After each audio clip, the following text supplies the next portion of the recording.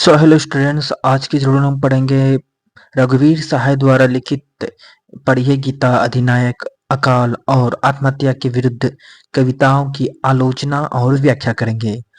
सबसे पहले रघुवीर सहाय के बारे में कुछ परिचय है, इसके परिचय को जान लेते हैं, ठीक है ना।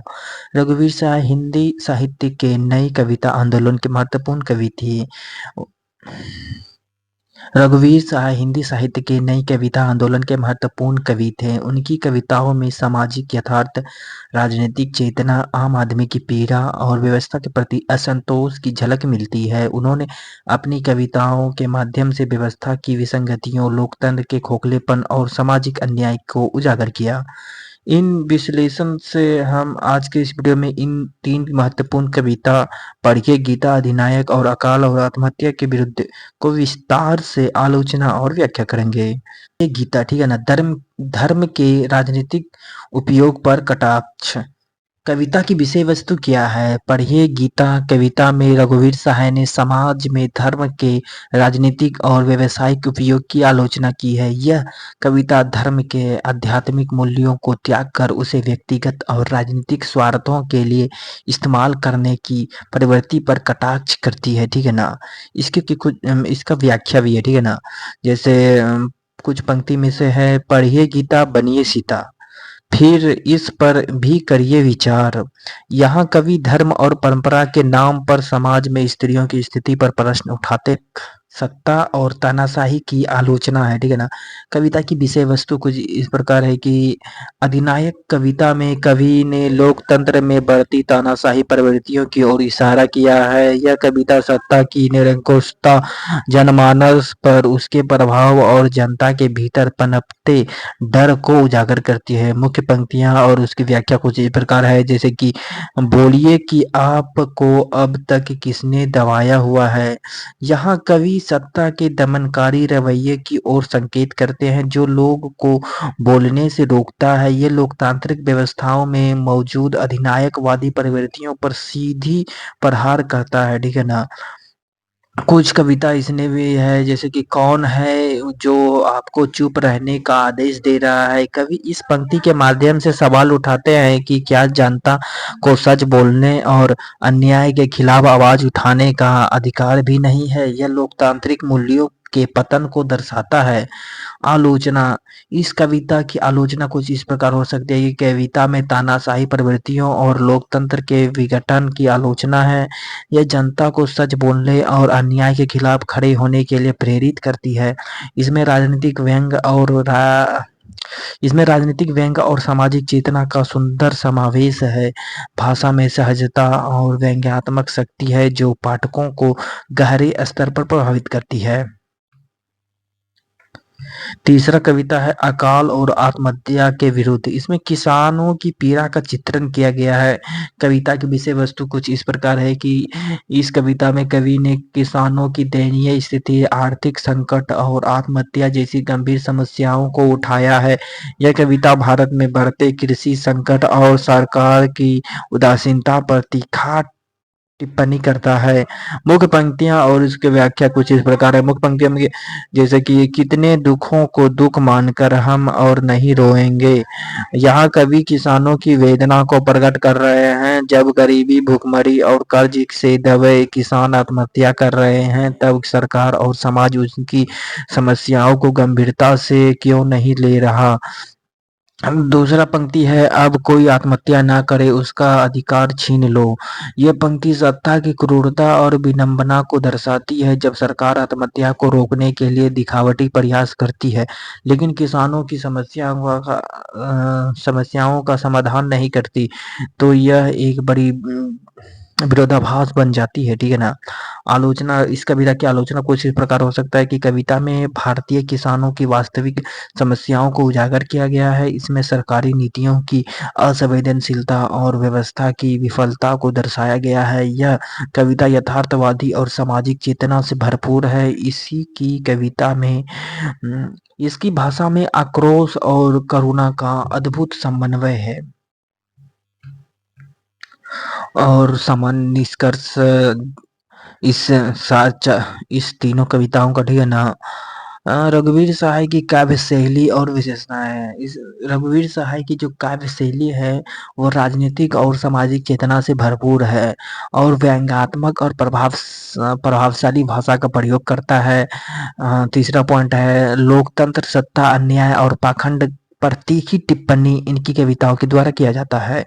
इसकी भाषा सरल सीधी लेकिन गहरी मार करने वाली शैली है। व्यवस्था विरोधी और जागरूकता लाने वाली कविताओं को ये बढ़ावा देते हैं। ठीक है। इसके मुख्य बिंदु कुछ सारणीबद्ध रूप में इस प्रकार है कि जैसे कविता है पढ़िए गीता, इसका विषय है धर्म और राजनीति। इसकी शैली है व्यंग्यात्मक। ठीक है ना। संदेश, इसमें कई जो संदेश देना चाहते हैं धर्म का सही उपयोग करे, दिखावे से बचे। दूसरा कविता है अधिनायक, इसका विषय है सत्ता और तानाशाही। इसकी शैली है प्रतिरोधात्मक और प्रश्नात्मक। ठीक है ना।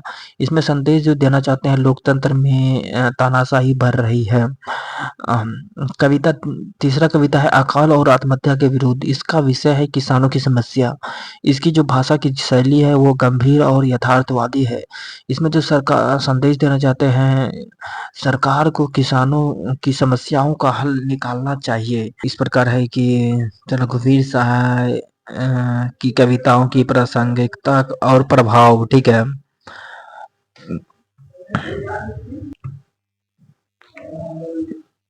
निष्कर्ष रघुवीर सहाय की कविताओं की प्रासंगिकता और प्रभाव। ठीक है ना। रघुवीर सहाय की कविताएं सिर्फ साहित्य सौंदर्य या भावनात्मक अभिव्यक्ति तक सीमित नहीं है बल्कि वे एक सशक्त सामाजिक और राजनीतिक हस्तक्षेप है। वे व्यवस्था की कमजोरियों जनता की पीड़ा और समाज में व्याप्त विसंगतियों को उजागर करने वाले कवि हैं। उनकी कविताएं पाठकों को न केवल सोचने पर मजबूर करती है बल्कि यह एक सक्रिय प्रतिरोध की चेतना भी जगाती है। इसका जो पहला पॉइंट है लोकतंत्र और सत्ता की सच्चाई। इनकी कविताओं में लोकतंत्र और सत्ता की सच्चाई के विरुद्ध कविता लिखी जाती है। ठीक है ना। रघुवीर सहाय लोकतंत्र के नाम पर चल रहे अधिनायकवाद की ओर संकेत करते हैं। अधिनायक कविता में वे सवाल उठाते हैं कि जब लोकतंत्र जनता के लिए बना है तो फिर उसमें डर और चुप्पी क्यों व्याप्त है। वे सत्ता द्वारा जनता के दमन और अभिव्यक्ति की स्वतंत्रता पर अंकुश लगाने की प्रक्रिया की आलोचना करते हैं।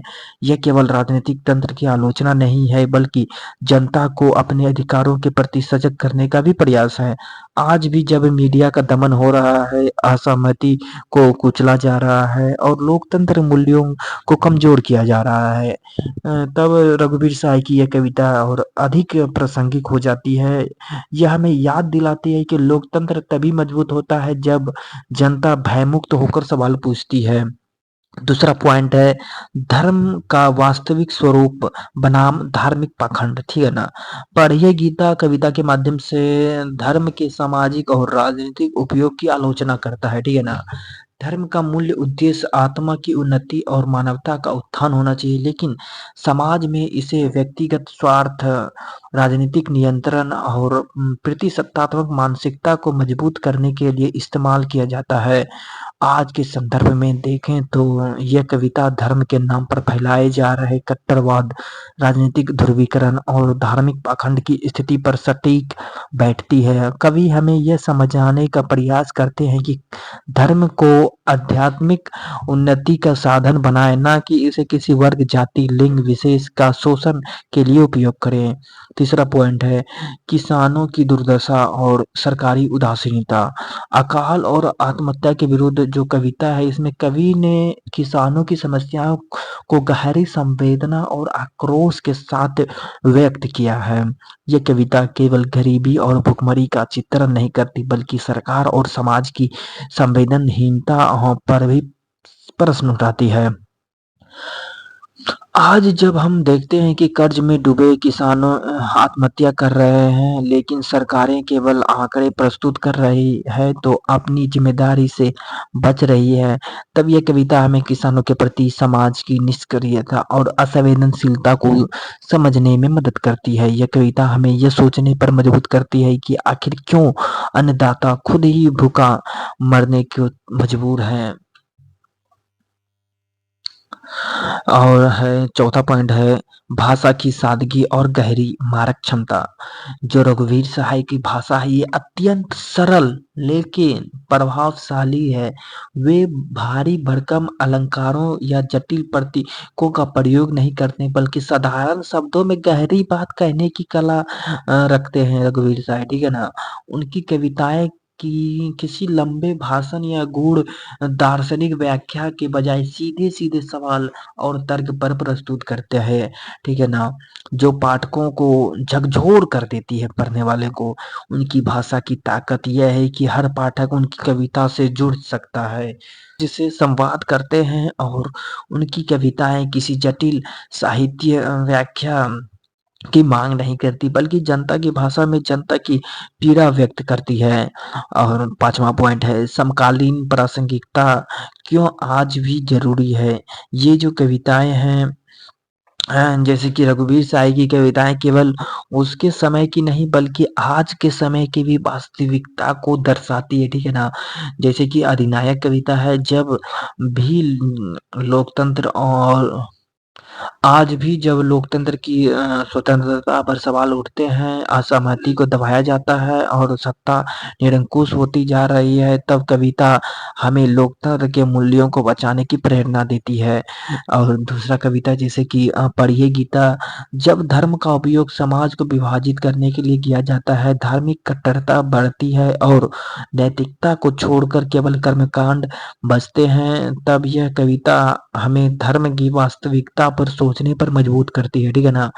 और तीसरा जो कविता और अकाल और आत्महत्या के विरुद्ध, आज भी किसानों की आत्महत्या की खबरें आती है, सरकारें राहत पैकेज घोषित करके अपने दायित्व से बचती है और किसान आर्थिक संकट में जीते रहते हैं। यह कविता हमें उनकी पीड़ा को समझने और उनकी अधिकारों की लड़ाई लड़ने की भी प्रेरणा देती है, ठीक है ना। अंतिम में जो इसका निष्कर्ष है, रघुवीर सहाय का संदेश, उनकी कविताओं का क्या महत्व होता है, ठीक है। रघुवीर साय की कविताएं केवल साहित्यिक कृतियां नहीं है बल्कि वे एक सशक्त सामाजिक दस्तावेज भी है। वे हमें यह सोचने पर मजबूर करती है कि क्या हमारा लोकतंत्र वास्तव में जनता की आवाज है या वो सत्ता की कठपुतली बन गया है। क्या धर्म का सही उपयोग आत्मिक विकास के लिए हो रहा है या केवल राजनीतिक और सामाजिक नियंत्रण का साधन बन चुका है। क्यों किसान जो हमें अन्न देता है वो स्वयं भूख से मरने को मजबूर हैं। इन सवालों का जवाब देना सिर्फ सरकार की जिम्मेदारी नहीं है बल्कि समाज के हर व्यक्ति को इन प्रश्नों पर विचार करना चाहिए। रघुवीर साय की कविताएं हमें अपने समय के अन्याय को देखने, समझने और उनके खिलाफ आवाज उठाने की प्रेरणा देती है।